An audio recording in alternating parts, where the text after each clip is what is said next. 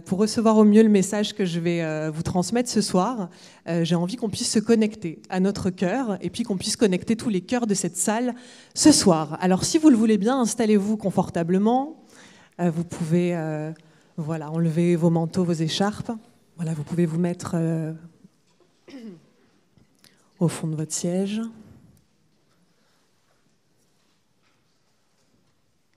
Posez les mains sur les genoux.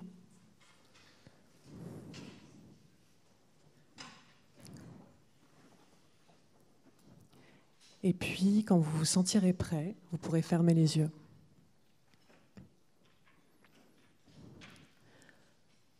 Alors, on va rentrer, glisser tout doucement en soi. On va se connecter à notre monde intérieur. À chaque journée, finalement, c'est une nouvelle page blanche qui s'écrit. Et si on prenait quelques instants pour se mettre au contact de notre intériorité, pour prendre le pouls de notre vie intérieure, pour ressentir les mouvements de notre corps, les battements de notre cœur. Alors je vais vous inviter à faire quelques respirations. On va les faire ensemble. Et on va mettre au diapason toute cette salle. Parce que ce soir, en parlant d'amour de soi, finalement, on va parler d'amour de l'autre. On va parler d'humanité avant tout. Alors je vais vous demander d'inspirer et d'expirer.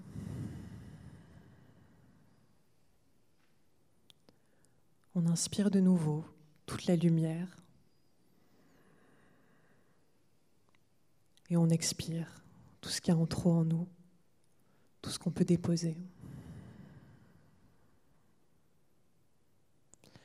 Finalement, quand on se connecte à notre souffle, on se connecte à la vie, vous le savez, on vient au monde dans une inspiration, on quitte ce monde dans une expiration.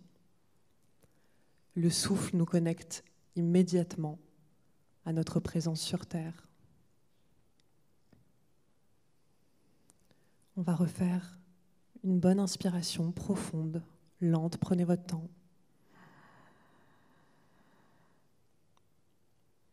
Et on expire.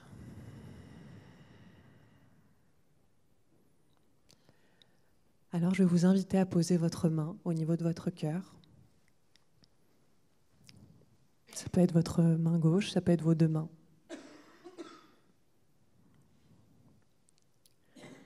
Et prenez quelques secondes pour ressentir ces battements.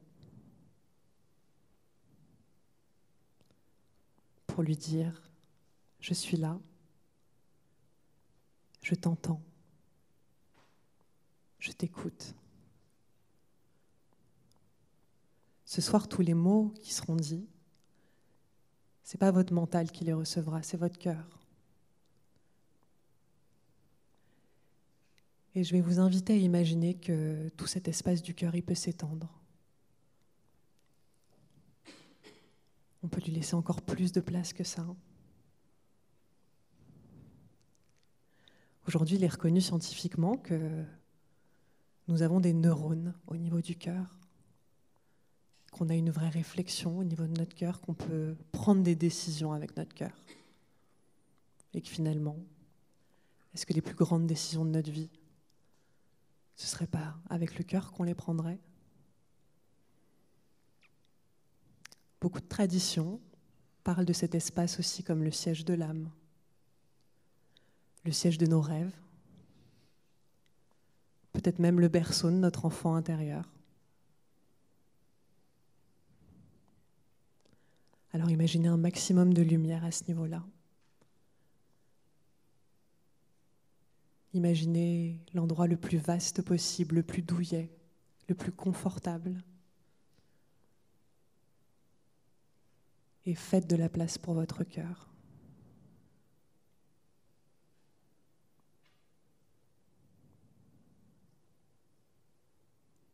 Prenez encore quelques instants pour sentir ces battements. Et pour lui offrir enfin un espace de guidance. Notre intuition profonde, elle vient de là. Et dans tous les moments de notre existence où on perd pied, dans tous les moments où on est assailli par un chaos intérieur. On se souviendra de cet instant où on s'est connecté à notre cœur, pas seulement entre soi et soi-même, mais avec tous les gens qui nous entouraient. Et vous pourrez refaire cet exercice de poser simplement votre main sur votre cœur.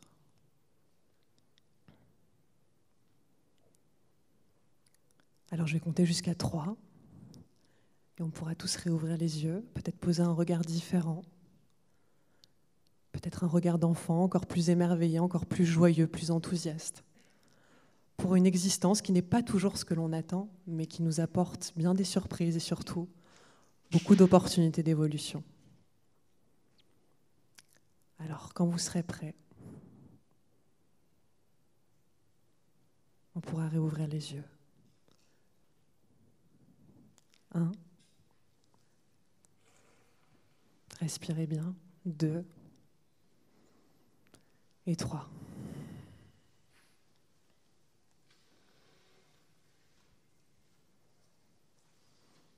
Alors déjà, moi, je sens que le trac a pris son envol.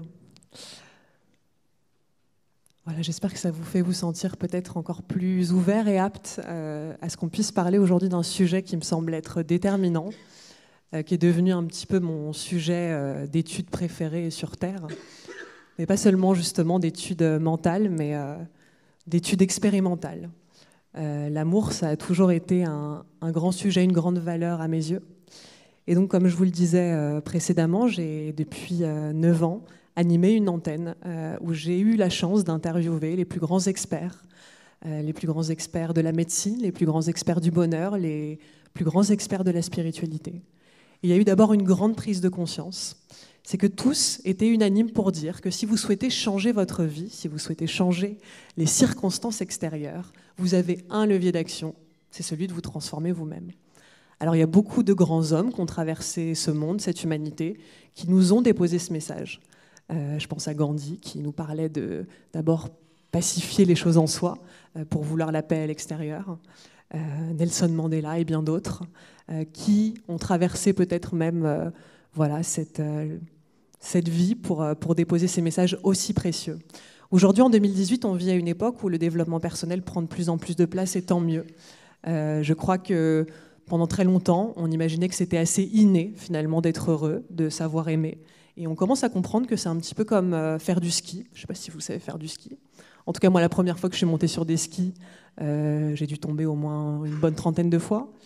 Et puis j'ai compris que c'était comme tout, c'était un apprentissage. La première fois que j'ai parlé une langue étrangère, j'ai bien galéré. Et puis j'ai fini par l'expérimenter encore et encore. Et j'ai fini par, évidemment, mieux la saisir. Donc l'amour de soi et le bonheur, finalement, c'est aujourd'hui des sujets, on est en train de le saisir, qu'il faut apprendre. Et ce serait dommage de passer à côté d'apprentissages qui, pour moi, me semblent les apprentissages les plus précieux sur cette terre. Finalement, je me demande ce qu'il y a de plus important que de vouloir être heureux, vouloir rayonner et justement, à travers ça, rendre les gens autour de nous plus heureux. Ce message de l'amour de soi, il est très fort puisque je crois qu'en apprenant à s'aimer, et Nicolas le disait bien, on apprend à mieux aimer les autres. En s'acceptant soi-même, on accepte évidemment beaucoup mieux les autres. Lorsqu'on arrête de se juger, on est beaucoup moins jugeant avec les gens qui croisent notre chemin. Et c'est finalement une dynamique qui se passe d'abord à l'intérieur et qui vient ensuite s'imprimer à l'extérieur.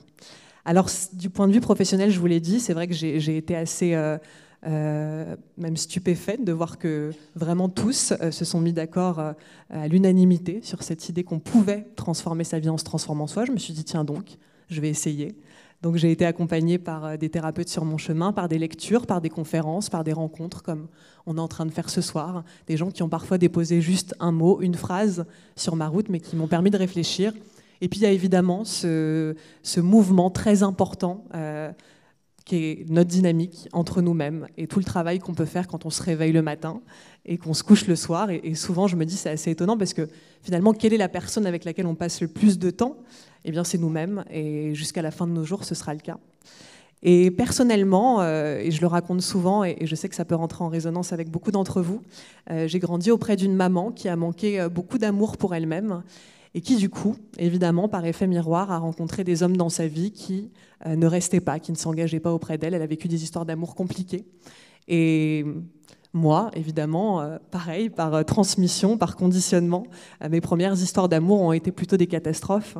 Et comme je vous l'ai dit, j'avais vraiment cette envie de réussir à un niveau dans ma vie. C'était pas le business, c'était pas l'argent, c'était l'amour. Et c'était très important pour moi de commencer à apprendre et de vouloir poser, évidemment, d'abord les pierres à l'édifice à l'intérieur de moi. Et de démarrer ce chemin, de commencer à parler cette langue avec moi, auprès de moi, d'instaurer, et on en parlait tout à l'heure, de la bienveillance. Je crois qu'on est dans un monde qui manque de bienveillance, d'acceptation, et toutes ces valeurs-là, on doit les mettre en place d'abord en soi. Alors j'ai réfléchi à cette idée de l'amour de soi, j'ai lu beaucoup de livres, j'ai entendu beaucoup de choses, et puis ça me manquait souvent de concret, c'est-à-dire que c'est compliqué. On peut dire aux gens, bah oui, la clé c'est de s'aimer, mais après si on dit juste ça aux gens sans leur donner une marche à suivre, c'est évidemment compliqué. Après je pense qu'on a tous autant que l'on est, une vérité, un chemin, voilà, ce qui me parlera à moi vous parlera pas forcément à vous. Mais en tout cas, je me suis pas mal intéressée à la métaphore du mariage, parce que je la trouvais super intéressante. Cette idée de faire alliance avec un autre, et puis quand on épouse l'autre, finalement, quand on est en train d'échanger nos vœux, les bagues, on décide de l'épouser pour le meilleur et pour le pire. Et finalement, il y a eu vraiment cette réflexion qui est venue, où je me suis dit, mais c'est exactement pareil avec soi. C'est-à-dire que s'épouser soi-même, c'est pas du tout se dire, ça y est, je suis parfait, je m'aime, je réussis tout. Et c'est au contraire d'accepter tout ce qui en nous, tout ce qui en nous peut être beaucoup plus souffrant, beaucoup plus pathétique, désagréable, nos parties plus obscures, les accompagner. Mais tout ça, on peut le faire avec amour. Souvent, les gens, quand ils me parlent de leurs enfants, voilà, il y a vraiment cette vision d'un amour inconditionnel. Son enfant, je pense nos enfants peuvent nous décevoir. Pour autant, on ne leur enlèvera pas notre amour. Voilà, l'idée, c'est d'essayer de mettre en place cette dynamique également avec soi et de s'aimer tel que l'on est, pour le meilleur et pour le pire, et de commencer à faire alliance avec soi. Finalement, il y a une équipe vraiment qui vit à l'intérieur de nous, et je crois qu'il faut se donner les moyens d'avancer et de rayonner quelque chose de positif. Parce que si on veut apporter notre touche au monde, finalement, pour ça, il faut déjà aller découvrir quels sont nos talents. Et c'est vrai qu'en France, on vit dans un pays où la culture du soi n'est pas très présente. On ne nous apprend pas à nous connaître, on ne nous dit pas que c'est important, ni d'apprendre à connaître notre corps, comment est-ce qu'il fonctionne, ni d'apprendre à connaître notre psyché, notre philosophie intérieure, nos conditionnements, nos croyances, tout ce qu'on a reçu. Je crois qu'il y a du tri à faire pour chacun d'entre nous. Et l'idée, c'est évidemment de ne pas en vouloir aux gens qui nous ont élevés. Ils ont fait du mieux qu'ils pouvaient. On peut avancer sur le chemin qu'est la vie avec parfois de la colère, du ressentiment. Mais tout ça, c'est plutôt des choses qui viennent nous plomber, nous. Donc sur ce chemin aussi d'acceptation de moi, j'ai appris à pardonner. C'est pas tous les jours simple, mais je crois que avant toute chose, lorsque j'avais du ressentiment pour des gens qui m'avaient fait du mal, je venais me polluer moi-même. Et donc j'ai eu envie, en fait, de devenir une femme d'amour et de laisser de la place au maximum, comme on l'a fait pendant cette méditation, à mon cœur, de donner la parole à mon cœur, de prendre des décisions dans ce que mon cœur me guidait de faire, d'écouter mes rêves. Et ça a été quelque chose de très important. Nicolas vous disait qu'il m'avait connue, j'avais 19 ans. J'avais ce rêve de vouloir être journaliste et j'ai écouté mon cœur justement qui m'a dit vas-y, tente le coup, essaie, de toute façon qu'est-ce qu'on a à perdre. Et à 18 ans, après mon baccalauréat, j'ai fait 1 an de petits boulots à droite à gauche. Et si je vous dis ça, c'est parce que dans la vie, vraiment, quand on est persuadé que les choses sont possibles, la vie nous dresse, et je peux même appeler ça un tapis rouge, parce que c'est assez hallucinant. Autant nos croyances, quand elles sont négatives, elles ne nous mènent pas à de bons endroits, mais quand elles sont positives, elles nous ouvrent des portes assez incroyables. Et donc j'ai eu de la chance de contact en contact, de tomber, et souvent dans mon existence, sur les bonnes personnes au bon moment. Et donc j'ai rencontré un homme qui s'appelle Alexandre Imbert, qui dirige un groupe de presse autour des médecines naturelles, et qui à 19 ans a eu quand même cette folie de me donner ma chance, alors que j'avais jamais écrit dans un magazine, alors que j'avais jamais parlé sur une radio. Il m'a dit bon, t'as l'air un peu originale comme fille, je crois que j'ai peut-être envie de te donner ta chance.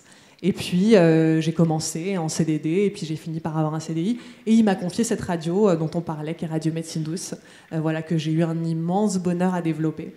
Et la vie a continué ainsi. C'est vrai que ça m'a créé un ancrage. En hypnose, on parle d'ancrage. Voilà, cette idée qu'en fait tout était possible. Nicolas le dit très bien aussi, d'ailleurs il adore le chanter, que tout est possible. Et donc je me suis dit, je ne vais pas m'arrêter à un rêve. S'il y en a un qui peut se réaliser, est-ce que ça veut dire que les autres pourraient se réaliser également?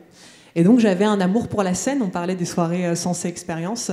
Je me suis dit, c'est dommage que tous ces outils, tels que la méditation, le yoga, le FT et bien d'autres, ne puissent peut-être pas être mis en scène, qu'on leur offre pas un espace scénique justement pour les faire découvrir au public. Donc j'ai eu cette envie, ce deuxième rêve de vouloir créer ces soirées, de louer des salles de spectacle et de permettre à des gens vraiment d'expérimenter ces outils. Je trouvais ça joli aussi de réunir, là comme on est ce soir, c'est-à-dire quand on se met à tous méditer ensemble, il se passe quelque chose. Et de voir des gens danser, chanter, méditer, faire du yoga ensemble, ça a continué de nourrir la magie et surtout la grande croyance que j'ai, que l'humanité est capable du meilleur. Je n'avancerai jamais en regardant ce que l'humanité fait de pire. Je sais qu'il y a des jours où elle s'offre une sacrée mauvaise pub, mais je vois aussi des êtres merveilleux sur mon chemin qui ont le courage justement de faire le tri en eux-mêmes, de prendre des risques, alors qu'ils n'en sont pas vraiment. Hein. Souvent on a peur de choses, mais où on n'a pas de grands risques derrière.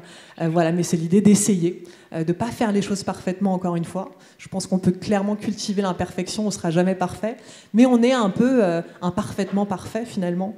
Et l'idée, voilà, c'est vraiment d'évoluer, de croire en ses rêves. Et ces spectacles, ça a été ce deuxième rêve. Et puis le troisième, eh bien, ça a été ce livre. Souvent, ce que je dis quand on me dit « mais alors, comment tu as écrit ce bouquin ?» Je dis « finalement, c'est plus le bouquin qui m'a écrite que moi qui l'ai écrit. » Les mots m'ont un petit peu traversée et j'ai senti que c'était le moment parce que j'avais mis en place beaucoup de choses dans mon existence. J'avais saisi que d'apprendre à vivre auprès de moi et de la meilleure manière possible, transformer mon existence. Et je me souviens qu'après après une rupture amoureuse très compliquée, ça a été mon déclic de me dire, c'est décidé, je m'épouse. Alors ça s'est pas mis en place du jour au lendemain, parce que finalement, et on va en parler, il y a des étapes. En tout cas, moi, j'ai imaginé des étapes pour mieux mettre en place cette dynamique positive avec moi. Mais j'avais pas envie de souffrir. Je crois que dans la vie, on vivra à l'extérieur des circonstances compliquées, mais on peut faire en sorte au maximum d'attirer à soi le bonheur, et notamment dans l'amour, dans les relations de couple. Je ne dis pas que la relation de couple est censée être simple, mais on peut tenter d'attirer à nous justement des gens qui seront bons pour nous. Et ce n'est pas toujours le cas. Parfois on se heurte dans l'amour à des schémas très compliqués, à beaucoup de dépendance affective. Je ne sais pas si c'est un mot qui vous parle, mais en tout cas, tant qu'on ne pense pas mériter d'être aimé, c'est compliqué d'accepter de recevoir l'amour de l'autre. Voilà, c'est vraiment ça, une énergie qu'il faut que vous compreniez. Excusez-moi. Je veux que vous repartiez avec ça ce soir, c'est que voilà, vraiment, vous serez totalement capable de recevoir de l'autre si vous vous donnez à vous-même. Et donc, si vous vous donnez de l'amour, évidemment, vous serez plus à même de recevoir de l'amour et d'en donner à nouveau. C'est finalement un cercle vertueux assez incroyable. Et donc, quand j'ai eu ce déclic d'écrire cet article, à ce moment-là, j'avais pris un appartement. C'était la première fois de ma vie que je vivais seule. J'avais toujours fait en sorte d'avoir quelqu'un à mes côtés qui pouvait me légitimer, me faire me sentir quand même un petit peu précieuse. Mais alors, toute seule, j'avais aucune idée de mériter d'être aimée. Et puis, quand on se retrouve face à soi, tout d'un coup, c'est effrayant, c'est presque un vide abyssal auquel on se confronte. Mais le célibat, je sais que ça a été une période fantastique pour moi, parce que j'ai pu apprendre à me connaître. Et je me suis confrontée à des parties un peu plus douloureuses. Mais ça a été d'abord ce chemin, évidemment, de me rencontrer moi-même. Alors, vous savez, les étapes d'une rencontre avec l'autre, on peut vivre les mêmes avec soi-même. Donc d'abord, quand on rencontre une personne voilà, sur notre chemin, une personne avec laquelle on a un sentiment amoureux, évidemment, on ne va pas décider du jour au lendemain de l'épouser. C'est pareil avec vous. Nicolas disait, voilà, il faudrait qu'on parte tous avec l'idée de « ça y est, je m'épouse ». Alors peut-être que pour vous, vous en êtes au niveau, il faudra d'abord apprendre à vous connaître. Je ne suis pas sûre qu'on épouse une personne qu'on ne connaît pas. D'apprendre à se connaître, et puis se draguer. Dans les premiers temps d'une idylle amoureuse, on passe du temps ensemble, on se fait des dîners aux chandelles, on passe du temps, on discute, on échange. Alors vous me direz, comment est-ce qu'on met en place ça avec soi-même? Il y a plein d'espaces où on peut s'offrir des moments avec soi. On peut décider d'aller dîner au restaurant, de se faire un dîner aux chandelles chez soi, décider d'aller voir un film, de partir en voyage. C'est des choses que j'ai pu faire où, au début, on peut avoir peur du regard des autres. C'est quand même un peu bizarre de faire tout ça seul, mais très vite, on se détache de ça et on commence à mieux s'appréhender, mieux se découvrir. Et j'ai aimé toute cette période où j'ai pu me découvrir. Je sais que quand je suis partie à l'autre bout du monde seule avec mon sac à dos, ça a été un vrai moment magnifique. J'étais dans des tables de restaurant et je pouvais commander tout ce que je voulais et passer du temps avec moi et vraiment prendre le temps de manger, de sentir, de déguster. Et ça a été des vrais moments de grâce et de bonheur. Voilà, ou pareil, dans des moments de me retrouver confrontée à des situations plus compliquées, d'avoir peur, mais d'être là pour moi. Donc j'ai fait ce chemin, finalement, de me draguer, de m'offrir des espaces où j'avais envie de me séduire. Et puis au fur et à mesure, quand on apprend à se connaître, évidemment, il y a un moment où, au fur et à mesure, on se sent de mieux en mieux avec soi. Sur ce chemin, et je vous le disais, des thérapeutes peuvent être aussi extrêmement utiles pour apprendre à se connaître soi-même. Je sais qu'il y a beaucoup de gens sur mon chemin qui ont pu m'aider, m'accompagner, à poser des mots. C'est pas toujours simple de faire le tri avec soi-même. Il y a des outils comme la méditation qui m'ont permis aussi de prendre conscience de ce qui se jouait en moi, de l'histoire que je me racontais sur l'existence, de l'histoire que je me racontais sur les hommes, pour pouvoir justement mieux la transformer. Si on a entendu toute notre vie que les hommes sont tous des lâches, ça va être compliqué de trouver autre chose que ça. Donc c'est d'essayer de prendre conscience de l'histoire qu'on se raconte dans l'existence. Et ça, c'est vraiment important, j'insiste, parce que le jour où vous transformerez l'histoire que vous vous racontez sur les choses, vous transformerez l'histoire qui se raconte aussi à l'extérieur de vous. Donc au fur et à mesure, on a envie de s'engager de plus en plus, on a envie presque de se fiancer, si on reprend ma métaphore du mariage. Et puis vient le moment où, en tout cas pour moi, j'ai eu envie de me passer la bague au doigt. Alors encore une fois, c'est une métaphore, mais je l'ai fait. Ce que je dis souvent aux gens, c'est que je me suis d'abord fiancée, je n'étais pas sûre d'aller jusqu'au mariage. Et puis j'ai fini par me mettre une alliance et ancrer vraiment ça. Et dans tous les moments de ma vie où justement je perds pied, je me sens moins bien, plus apeurée, et je sais que je regarde cette bague, ça peut être une bague ou n'importe quel autre objet, mais je me rappelle de cet engagement que j'ai noué entre moi et moi. Et ça, c'est l'engagement d'une vie, c'est sûrement l'engagement le plus intense et incroyable que j'ai pu faire jusqu'alors. Et c'est vrai que sur ce chemin, on commence à vivre en couple avec soi. Donc il y a des moments aussi où on peut se confronter à une forme de routine. Je ne sais pas si ça vous arrive. Parfois, quand on vit seul, il y a des jours où on s'ennuie, on aimerait que l'autre soit là. Et c'est pareil, je me suis dit, confrontée à cette routine, ok, qu'est-ce que je pourrais faire pour changer un peu le quotidien, pour me surprendre moi-même? Et donc j'ai mis en place pendant un moment, tous les mois, je faisais quelque chose pour me surprendre. Et ce qui est dingue, en fait, c'est que quand j'ai mis en place des moments de surprise de moi-même, j'ai développé quelque chose de primordial pour être heureux, c'est de l'estime pour soi. Parce que je me suis rendu compte que je pouvais tenter des aventures. Alors ça peut être plein de petites choses, hein, c'est vraiment, on n'est pas tous obligés de sauter en parachute, de parler devant 500 personnes. Moi, c'est des choses que j'ai eu envie de faire, mais voilà, c'est vraiment des choses qui vous ont toujours tenté.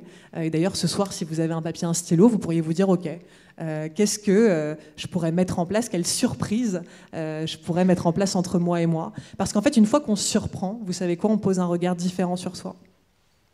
Et ça nous permet de développer beaucoup d'estime pour soi-même. Je sais qu'à chaque fois que j'ai tenté une aventure, même si le résultat il n'était pas probant, même s'il était complètement imparfait, j'étais fière de moi, j'étais fière de la femme que je suis, parce que je me disais, ok, tu l'as tenté, et ça c'est le plus important.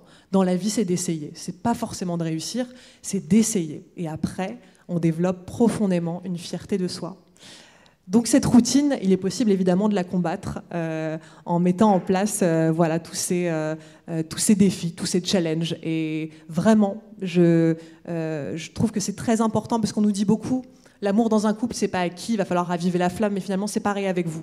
Il va pas suffire de vous passer la bague au doigt, de comprendre qu'en fait votre relation va déterminer votre vie à l'extérieur, votre relation à vous-même va déterminer votre vie à l'extérieur. Il faudra la nourrir, cette relation. Il faudra y prêter de l'attention, du temps, de l'écoute.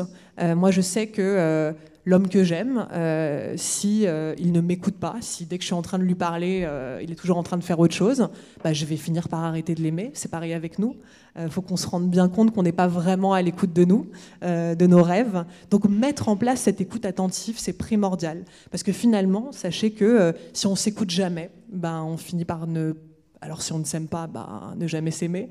Et si on a tenté de s'aimer, par ne plus s'aimer. Parce qu'il faut à tout prix être à l'écoute. Quand, je ne sais pas, un exemple, vous avez une soirée de prévue avec des amis et puis vous êtes extrêmement fatigué, vous sentez que ce qui est important pour vous là, c'est de vous reposer ce soir, mais que, par loyauté, il faudrait quand même y aller. Et là, vous trahissez une partie de vous. Donc je crois que vraiment, l'obéissance, la fidélité, c'est les piliers du mariage. On en parle beaucoup, mais finalement, la première fidélité, la première obéissance, il faudrait qu'elle soit d'abord entre soi et soi-même, parce que quand on se force à faire quelque chose, je ne sais pas pour vous, mais moi, je suis jamais très agréable. Si je me force à aller à un dîner où je sens que j'ai pas l'énergie pour ça, ça va être compliqué.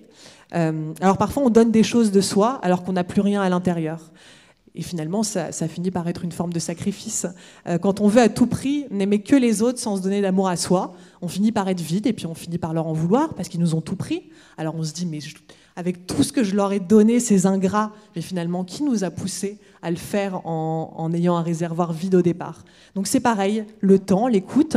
Si vous êtes tout le temps en train d'écouter les gens autour de vous, mais que vous vous écoutez jamais, vous allez finir par en avoir marre, vous allez vous sentir délaissé, rejeté. Donc c'est très très important qu'on saisisse que moi je ne vais pas vous donner 500 € si je suis à découvert sur mon compte parce que je vais finir par vous en vouloir de m'avoir pris quelque chose que je n'avais pas. Donc vraiment, ce réservoir d'amour, il est important de le remplir, ce réservoir de temps, ce réservoir d'énergie, d'écoute, de présence. Voilà, ça va être vraiment primordial d'abord de le vivre avec vous. Et puis, sur cette route qu'est le mariage, comme dans un couple, on peut vivre des instants de scène de ménage. Alors moi, je me suis dit, c'est pareil, parce que c'est pas parce que je me suis épousée, c'est pas parce que j'essaye de nourrir cette relation avec moi-même qu'il n'y a pas des jours où je me réveille et c'est compliqué. Franchement, il y a des jours où je me réveille avec moi, je m'aime pas, je me trouve pas bien, je me trouve pas à la hauteur. Alors comment je fais dans ces instants-là? Alors ça vous arrive peut-être si vous êtes en couple, je pense qu'on n'aime pas l'autre tous les jours de la même manière. Et donc, c'est d'essayer au maximum. Moi, je sais que avec la personne qui partage ma vie, si on est dans un conflit, on va essayer de prendre du recul, d'essayer de dialoguer avec plus d'intelligence. Il y a un outil que j'adore qui s'appelle la CNV, la communication non violente, qui permet d'exprimer ses besoins. Donc, souvent, quand on est en colère contre soi, quand on a des émotions qu'on n'a pas écoutées, finalement, ce qui pourrait être intéressant, c'est de prendre un papier, un stylo, et d'essayer de voir en fait quel besoin s'exprime. Il y a toujours un besoin qui s'exprime derrière une émotion. Et d'essayer de le prendre en compte, d'essayer d'y répondre. Voilà, ça semblerait être important pour ces jours de scène de ménage. Mais en tout cas, je ne veux pas que vous vous disiez « Ok, si j'emprunte ce chemin, ça veut dire que tous les jours, ça va être l'idylle parfaite. » Non. En fait, il pourra arriver, et même si vous êtes sur un chemin d'évolution personnelle, je sais que quand je dis ça en conférence, les gens, ça les soulage un peu parce qu'ils se disent « mais alors ça va, je suis normale, parce que moi, je ne suis pas tous les jours hyper en joie, hyper enthousiaste. » Moi non plus. Moi, il y a des jours où je suis super en colère, il y a des jours où je suis même frustrée. Mais justement, j'essaye d'écouter d'abord ça en moi, et surtout, j'essaye de me responsabiliser de ça. Et le mariage, il a vraiment cette dimension-là de la responsabilité. Quand je vous ai dit on va s'épouser pour le meilleur et pour le pire, eh bien, pour faire croître le meilleur, mais aussi pour prendre en charge le pire. Parce que tant qu'on ne prend pas en charge le pire en soi, eh bien, finalement, on le fait subir aux autres. Et que je crois que, en effet, toutes nos frustrations, tout notre mal-être, il ne fait pas du bien non plus, ni à nous-mêmes, ni aux gens qui nous entourent, ni aux personnes qui croisent notre chemin, ni à nos collègues, à n'importe... Voilà, peu importe, ça fera du bien à personne. Donc vraiment l'idée, ça va être au maximum d'essayer de créer de la joie, de créer de l'espace et de pouvoir faire vivre cette relation avec vous-même. Et puis voilà, sur ce chemin, au bout d'un moment, on se met à parler ce langage beaucoup plus facilement. C'est comme une langue étrangère. Au début, ça semble un peu étrange. Et puis, au bout d'un moment, on finit par en faire un dialogue presque simple. Je sais qu'aujourd'hui, dans mon existence, c'est assez naturel de reprendre ma responsabilité, comme je vous le disais, d'essayer d'écouter ce qui se passe à l'intérieur de moi, de prendre un temps pour méditer, d'avoir tous ces outils à portée de main. Tout ce temps que l'on est, on peut vraiment se faire une boîte à outils, et ça me semble être important qu'on ait tous notre boîte à outils pour piocher dedans dès qu'on en ressentira le besoin, et de trouver des moyens de s'apaiser et de continuer à évoluer de la meilleure manière possible. Moi, je me suis rendu compte que l'amour, en fait, c'était presque le plus bel exhausteur de goût de l'existence. Je ne sais pas pour vous, mais sous amour, moi, j'ai l'impression que tout change. Quand je suis dans cette dimension d'amour, quand j'ai le cœur ouvert, eh bien, je ne regarde pas les gens de la même manière, je ne regarde pas l'humanité de la même manière, je ne prends pas la parole de la même manière. Il y a quelque chose qui se passe qui est très très différent. Et que si on peut, au maximum, mettre de l'amour dans nos échanges, même si c'est avec notre boulangère le matin, voilà, c'est... Peu importe nos métiers, en fait, la dimension d'amour, elle est nécessaire et ça, finalement, ça passe par une intention. L'intention qu'on décide d'y mettre. Voilà, une intention amoureuse. Et puis finalement, moi je termine le livre en parlant du polyamour, parce qu'une fois qu'on vit et on fait vivre cette dynamique à l'intérieur de soi, une fois qu'on devient responsable, eh bien, si on était célibataire, il se peut qu'on s'offre en tout cas un espace pour pouvoir rencontrer un autre, et un autre qui sera sûrement bien plus positif pour nous, parce que tant qu'on a plein de choses à prendre en charge en soi, la vie, c'est pas qu'elle tente de nous punir, c'est qu'elle nous met face à nous des miroirs qui vont nous permettre d'évoluer. Alors on évoluera encore, mais une fois qu'on fait vivre cette évolution en soi, en tout cas moi je me suis permis d'avoir un espace où à un moment donné d'ailleurs, j'étais tellement bien avec moi-même que je me suis dit mince, limite on pourrait se passer de l'autre, et c'est pas l'idée évidemment, puisque quand l'autre est arrivé dans ma vie, je me suis rendu compte que ça rajouter encore plus d'amour et de bonheur. Je me suis rendu compte que c'était une vraie responsabilité, que souvent dans le couple, on attend que l'autre nous rende heureux, et que ça, c'est une responsabilité personnelle et intime. L'autre peut vous en vouloir et vous dire « Ah, je suis pas heureux à cause de toi ». Ouais, mais en fait, ça le regarde. Et c'est vraiment important qu'on puisse sentir qu'on contribue au bonheur de l'autre, que c'est vraiment deux mondes. Et puis il y en a un troisième qui se crée, qui est la relation, qui est le couple, qui est le lien. Mais qu'à chaque fois, il est important de revenir aussi dans son propre monde, de ne pas tout attendre de l'autre. Si on mise tout sur l'autre, si on l'imagine comme notre moitié, comme parfois on nous dit dans le jargon un peu romantique, c'est ma moitié, mais imaginez que votre moitié elle disparaisse, comment vous faites ? Vous êtes amputé d'une partie de vous. Donc je crois en l'autonomie amoureuse, je crois que l'amour est un espace qui nous rend libres, à l'inverse d'une dépendance dans laquelle on peut évoluer pendant très longtemps.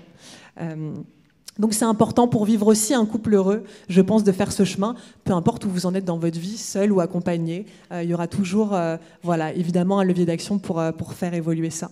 Et donc en terminant sur le polyamour, c'était l'idée évidemment de faire de la place à l'autre et de pouvoir vivre l'amour avec l'autre, mais avec les autres en général. Et puis, puisqu'aujourd'hui on parle de santé, on est dans un lieu évidemment qui est consacré à la santé, je crois aussi qu'il y a une règle qui est importante dans notre santé, c'est l'harmonie, de pouvoir faire en sorte que dans notre corps, nos organes trouvent une forme d'harmonie. Dans la médecine traditionnelle chinoise, j'aime beaucoup cette idée. C'est un peu le cœur et le chef d'orchestre, c'est l'empereur, et donc qui vient donner un petit peu le ton à tous les autres instruments que sont nos organes. Le corps tente de trouver l'harmonie en général, il est capable de retrouver son équilibre de lui-même.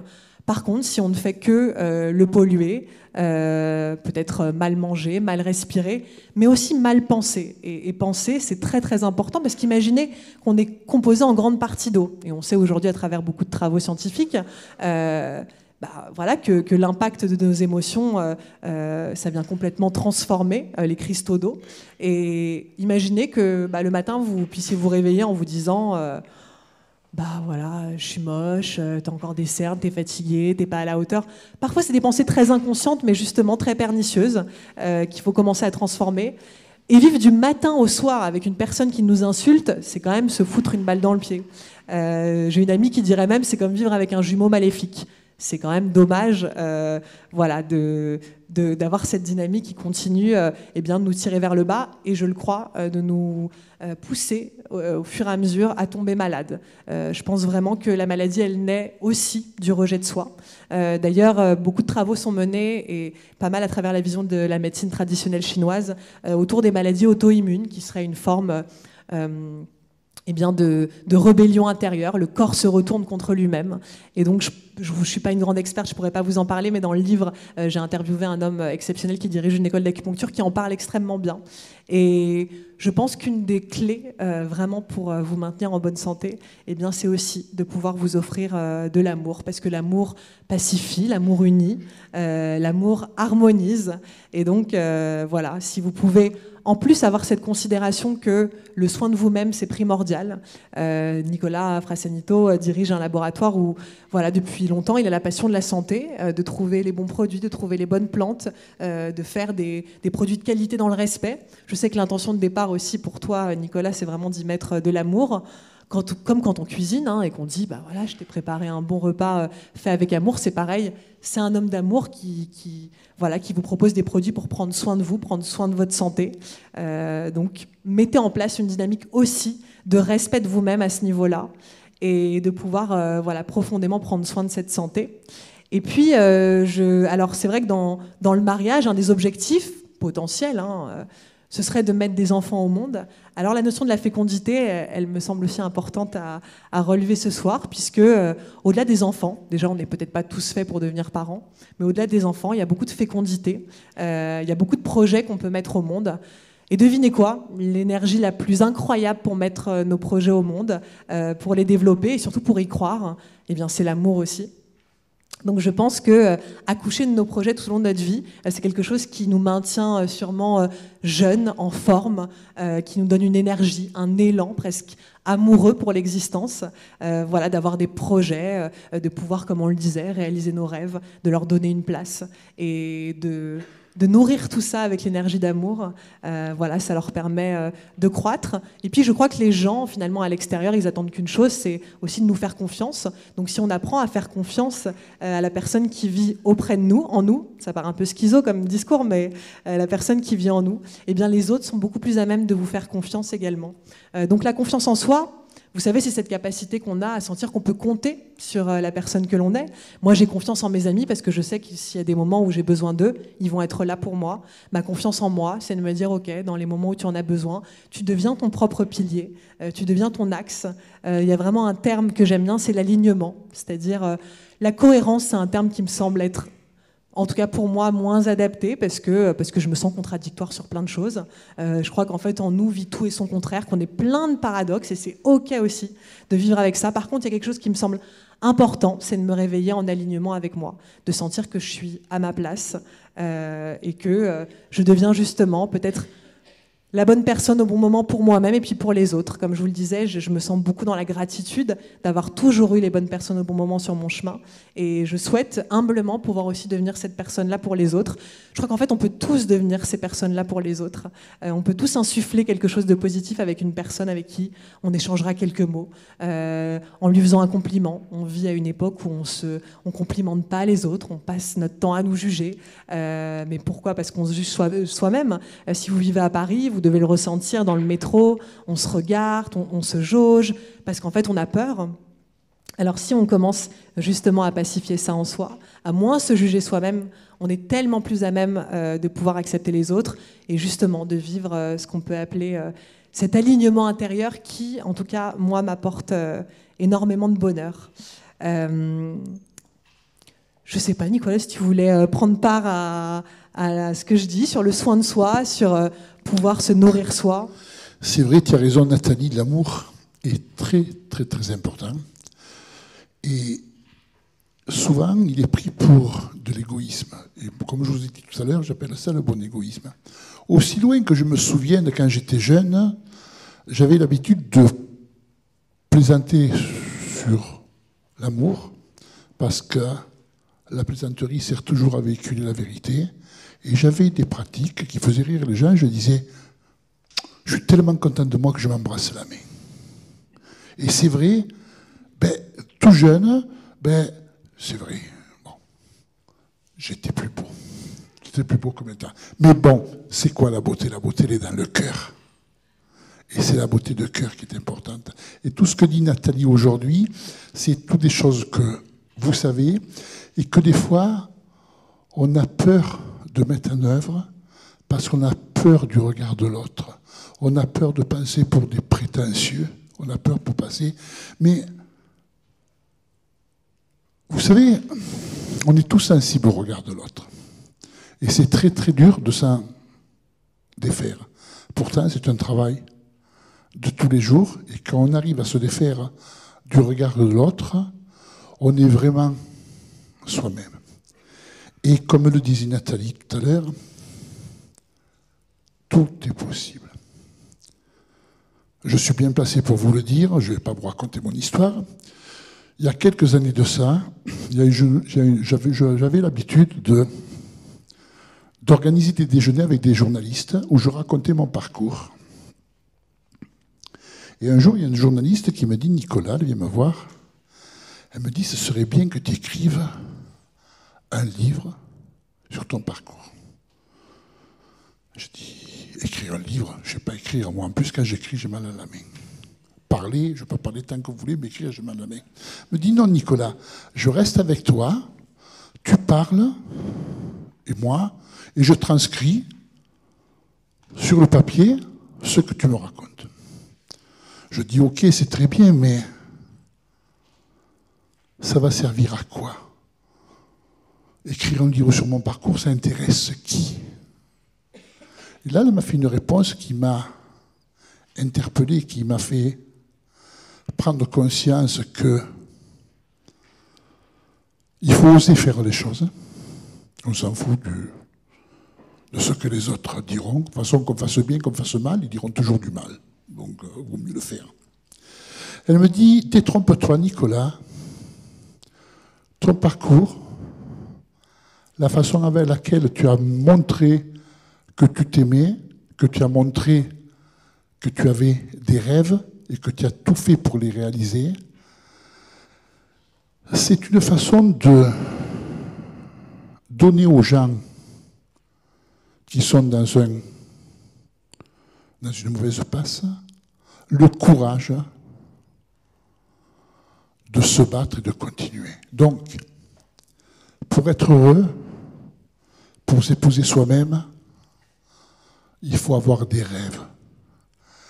Et une fois qu'on a des rêves, eh bien, il faut tout faire pour les réaliser. Et moi, je suis convaincu, c'est vrai que je suis un peu mystique, depuis tout le temps, j'ai toujours été un peu mystique. Je suis convaincu que lorsqu'on rêve, moi je rêve les yeux ouverts tous les jours. Là, je vous regarde et je rêve de plein de choses. Mais surtout, de plein de choses avec de l'amour. Et je suis persuadé que lorsqu'on rêve,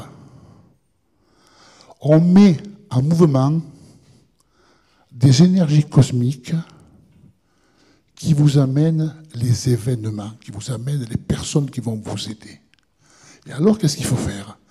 Une fois que vous rêvez, les yeux ouverts, ben, il faut regarder autour de vous, parce qu'il y a plein de gens autour de vous qui sont là pour vous aider et pour vous dire, oui, tu es digne d'amour, et surtout, tu peux t'aimer toi-même parce que tu en as le droit. Et aujourd'hui, je crois que si on veut faire un vrai pas vers l'indépendance, c'est de se donner le droit de s'aimer. Peu importe le physique qu'on a, c'est pas ça qui est important. Ce qui est important, c'est la beauté du cœur. Je vais vous dire pourquoi j'ai appelé la société Phytocant. Tout le monde sait que je n'ai aucun diplôme et je n'en revendique aucun, je m'en fous. Le seul diplôme que j'ai, c'est le diplôme de la vie. Mon père m'a donné l'envie de faire les choses bien. Et quand j'ai décidé de créer cette société Phytocant, naturellement, j'ai dit je vais l'appeler Phytocant. Phyto pour phytothérapie et Kant pour quantique. Alors les gens disent, Nicolas, il est intelligent, hein. Il parle de quantique, physique quantique et tout. Il a dû faire des études. Non. Vous savez ce que j'avais dans ma tête quand je parlais de quantique? Je parlais de l'énergie quantique. Et l'énergie quantique la plus vieille au monde, vous savez ce que c'est? Est-ce que quelqu'un sait ce que c'est l'énergie quantique la plus vieille au monde depuis la nuit des temps? C'est quoi? Voilà. C'est l'amour. On est des êtres d'amour. La particularité de l'être humain, c'est d'éprouver des sentiments. Enfin, pas que les êtres humains, hein. Les animaux, vous avez les animaux de compagnie, ils ont de l'amour pour leur maître et ils nous rendent bien cet amour. C'est l'amour qui nous fait avancer et si on ne s'aime pas, pas vrai, on ne peut pas s'aimer. Ça, c'est évident. Ça, c'est évident. Et après, bon, il y a tout ce que tous vous savez, tous ces livres sur, comment dirais-je, sur, comment on appelle ça? Le fait de se prendre en charge, de réfléchir sur sa condition et tout. De se responsabiliser.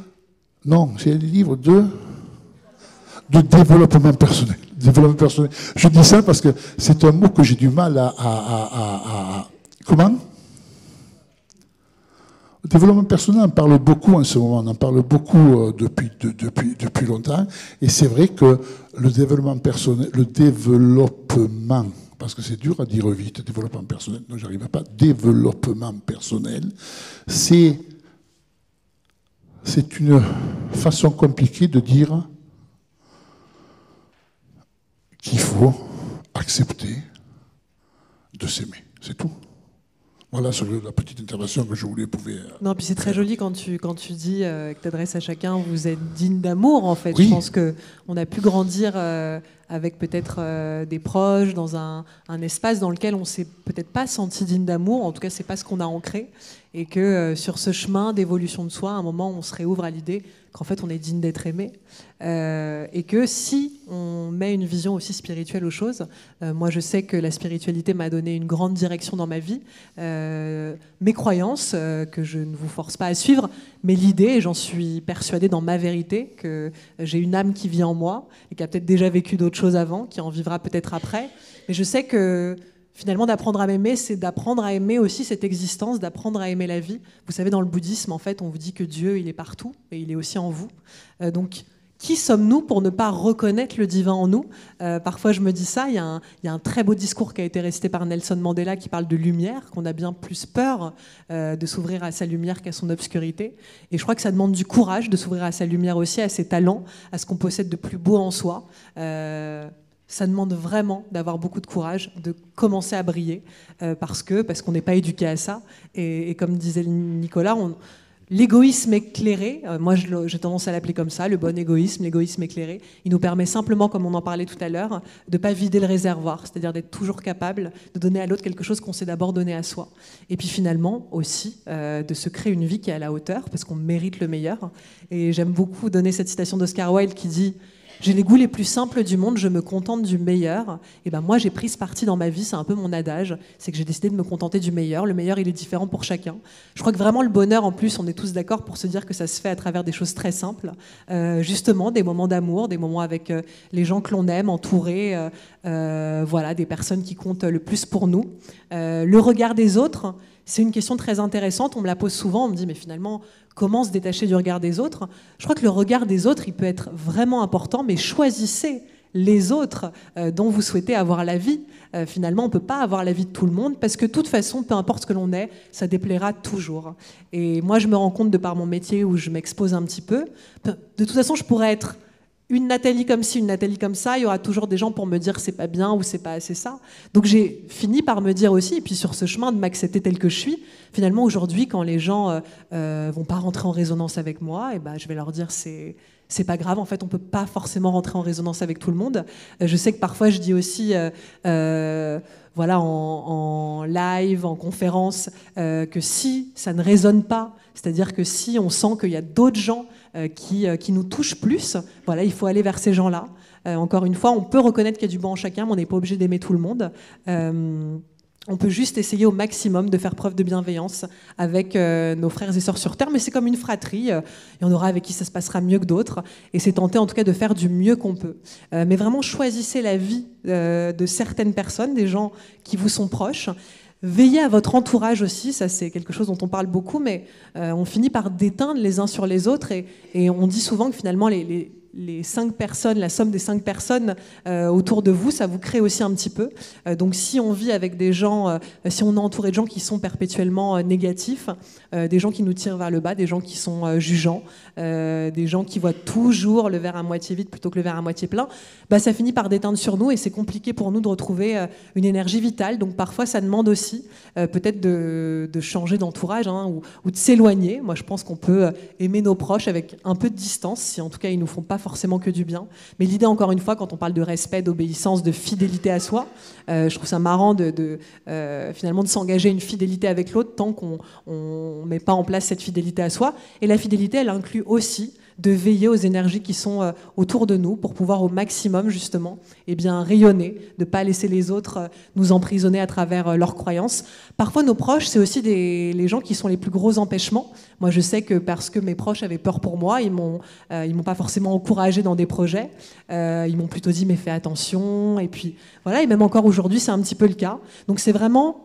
Choisissez, quand vous avez besoin de l'avis d'une personne, choisissez ces personnes-là et n'écoutez pas tout le monde. De toute façon, il y a quelque chose qui sera sûr, c'est qu'on ne pourra jamais être universel, on ne pourra jamais plaire à tout le monde. Donc je ne crois pas qu'on puisse totalement se détacher du regard des autres, mais en tout cas, ça ne doit pas vous empêcher de mettre en place des actions dans votre vie.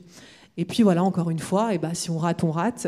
Si on tombe, je pense que quand on a appris à marcher, on est tombé assez de fois. Et puis on a fini par se relever, puis réussir, et puis savoir courir aujourd'hui. Donc c'est la même chose.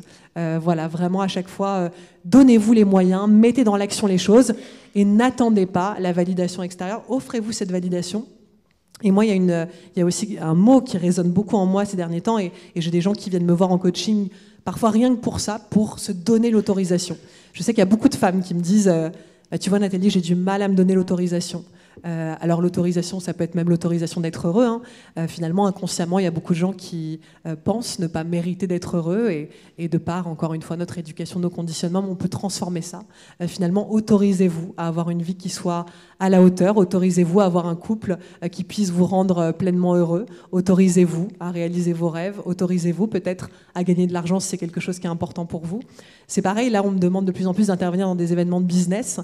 Pourquoi ? Parce qu'on peut dire aux gens, je vais vous donner la recette pour gagner 1 million, mais finalement, si les gens, on leur explique pas que tout d'abord ça parle d'une valeur, de reconnaître sa valeur, moi je crois que l'argent c'est une énergie, et que finalement ce qui compte c'est d'abord de produire de la valeur dans ce qu'on fait, et puis après l'argent c'est l'énergie qui permet de mettre en place des projets, de réaliser des rêves, de se faire du bien, d'investir sur soi. C'est pareil quand on va voir des thérapeutes, il y a beaucoup de gens qui se disent mais moi j'ai pas d'argent pour ça. Mais finalement, quand on a besoin, par exemple, si on est un fumeur, on trouve toujours de l'argent pour acheter des clopes. Par contre, pour aller voir un thérapeute, souvent, c'est « Ah bah non, à 80 €, c'est quand même cher. » Bah ouais, mais en même temps, cette personne-là, elle a cette valeur-là. Et si elle demande ce prix-là, eh bien, je crois qu'il faut vraiment le respecter. Donc c'est pareil avec nous.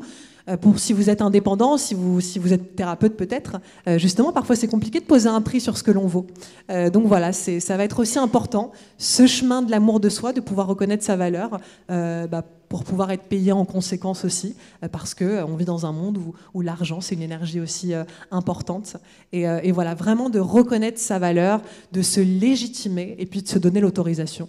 L'autorisation, de se lancer dans encore une fois, nos désirs les plus fous, de suivre nos envies, d'écouter notre cœur, de désobéir aussi. Moi, je sais que heureusement que j'ai désobéi à beaucoup de gens, et notamment à mes parents. Ça a été la meilleure décision de ma vie, de leur dire bah non, en fait, je vais désobéir. Je ne vais pas suivre cette loyauté. Parfois, on a envie d'être loyal à nos parents, on n'a pas envie d'évoluer plus qu'eux. Si on a un parent qui, justement, sur le plan sentimental, n'a pas réussi à vivre pleinement l'amour, et nous-mêmes, on va se limiter. Et tout ça, c'est nos schémas. Et on voit qu'en fait, on répète aussi, évidemment, beaucoup de choses, des gens qui nous ont élevés, de la lignée d'où l'on vient. Et donc, d'aller faire le tri dans tout ça, c'est vraiment important parce qu'encore une fois, ça nous rend libres, autonomes et surtout extrêmement heureux. Et libre et fluide, et dans une fluidité de vie qui est absolument extraordinaire. Alors je vais vous laisser poser des questions, mais j'aimerais juste vous dire que voilà, c'était un immense honneur et bonheur pour moi d'avoir vos visages, vos sourires, vos cœurs aussi en face de moi ce soir. Merci d'avoir été là en résonance, d'avoir peut-être saisi un mot, une phrase, une énergie aussi. Cet exercice qu'on a fait en début de conférence, c'est un exercice que vous pouvez refaire. Moi, je sais qu'encore récemment, j'ai traversé une période un petit peu chaotique et que parfois, juste quand je me sentais vraiment pas bien, triste, je posais la main sur mon cœur et juste là, de me sentir au contact de ce qui bat en moi, de me sentir vivante aussi, de remercier. Parfois, juste quand on touche sa peau et qu'on sent que c'est chaud, il y a le sang qui circule, juste de se sentir en vie. En fait, c'est déjà un privilège d'être en vie. C'est un privilège d'évoluer sur cette terre, surtout dans un pays où on a quand même beaucoup de possibilités. Je partage mes origines entre l'Iran et la France, et je sais que si j'étais née de l'autre côté, j'aurais pas forcément les mêmes possibilités en tant que femme de liberté. Donc je mesure à chaque instant à quel point j'ai la chance de pouvoir porter une robe en dentelle, d'avoir les cheveux lâchés, mais d'être à la fois cette femme qui a des moments envie de se cacher et puis à des moments envie de se montrer au monde. C'est aussi suivre vraiment son équilibre, son mouvement intérieur, son tempo. Donc apprenez à être vraiment cet amoureux que vous rêvez d'avoir à l'extérieur. Devenez cette personne pour vous-même. Devenez peut-être votre meilleur ami, votre meilleur amant. Voilà, employez le terme qui vous semblera le plus adapté. Mais devenez cet allié en tout cas. Et faites en sorte que votre vie devienne un terrain de réalisation extraordinaire. Merci, merci infiniment à tous.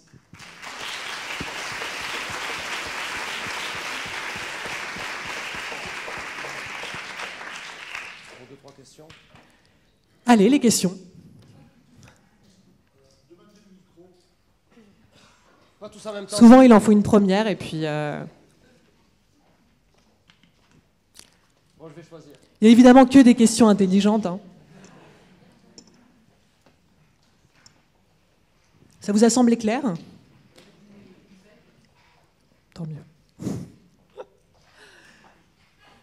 Peut-être une chanson. Qui a envie de venir là, je sais pas, faire quelque chose, se surprendre, faire un petit moonwalk? Billie Jean's not my lover. Enfin, moi, j'ai une question assez simple en fait.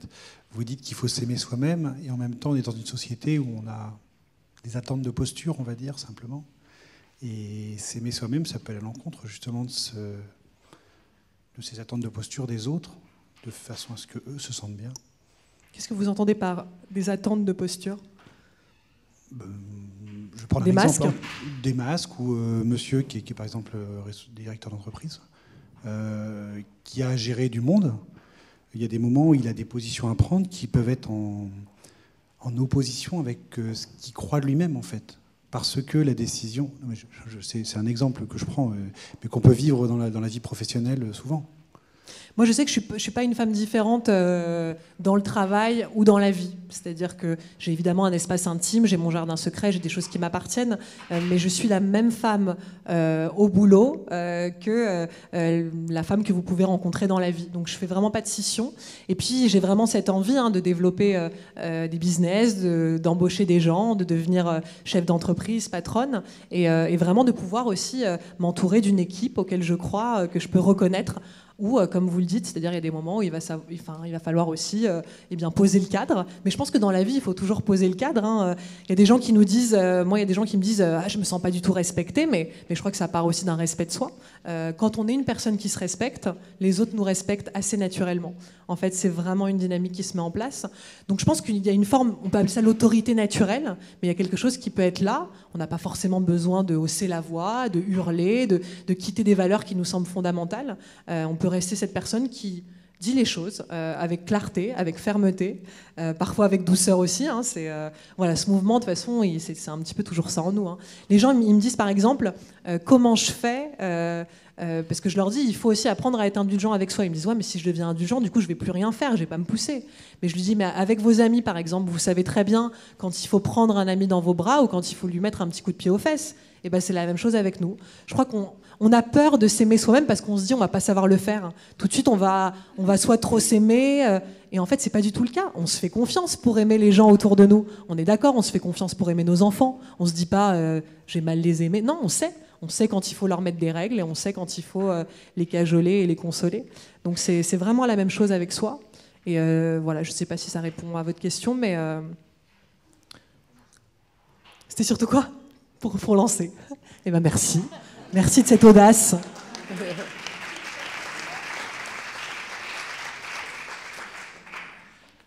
Non, j'ai trouvé que c'était intéressant sa question parce qu'en fait, ça part de... Moi, je pense que c'est justement, on raisonne à l'envers. C'est-à-dire que s'il n'est pas bien, cet homme-là, pour prendre des décisions dans cette vie, c'est peut-être qu'il n'est pas à sa place dans ce métier. Vous avez choisi ce métier, vous êtes épanoui dans ça, et je pense que la base, elle est là. C'est-à-dire que peut-être qu'on n'est pas... C'est peut-être là, c'est oser choisir ce qu'on aime déjà. Ouais. C'est peut-être pas subir. Enfin, c'est ma façon de penser. Je pense qu'on raisonne souvent à l'envers, on se sent obligé de faire ça, mais je crois qu'on n'est jamais totalement obligé. Bien sûr. Ça demande du courage, mais c'est pas... Bien sûr, puis parfois on a été élevé aussi à suivre des études, à vouloir faire école de commerce. Moi, j'ai été dans un lycée où voilà, tout le monde a été en école de commerce parce que papa, maman disaient que c'était vraiment la voie royale à suivre et que avoir un bon poste, gagner bien sa vie, c'était un petit peu la reconnaissance sociale. Bon, après, il y a un truc génial dans la vie, ça s'appelle la crise de la quarantaine, et c'est la crise de sens ultime. Ce qui est dingue, c'est qu'on vit en 2018 à une époque où on n'attend plus d'avoir 40 ans, même à 30 ans, il y a beaucoup de gens qui font des crises existentielles en se disant oh, « il me faut du sens ». Alors, il y a des gens très hermétiques qui se disent « mais c'est quoi cette ère où tout le monde veut trouver du sens ?» Mais je crois que le sens, c'est simplement d'avoir le cœur qui bat, de se lever le matin, de se dire « je suis heureux d'aller faire ce que je fais, en fait ». Et comme vous le dites. Et surtout, il n'y a pas d'âge pour changer, pour évoluer. Et je crois qu'on peut faire aussi différents métiers, évidemment, dans sa vie, en même temps. Il y a un mouvement aujourd'hui dont on parle de plus en plus, c'est les slashers. Moi, je ne fais pas le même métier toute la semaine, et j'aime cette dynamique. Après, voilà, c'est pas l'imposer à tout le monde, hein. Chacun est libre. Il y a même des gens dans le salariat qui seront très heureux. Aujourd'hui, on vit une époque où on voudrait que tout le monde soit entrepreneur.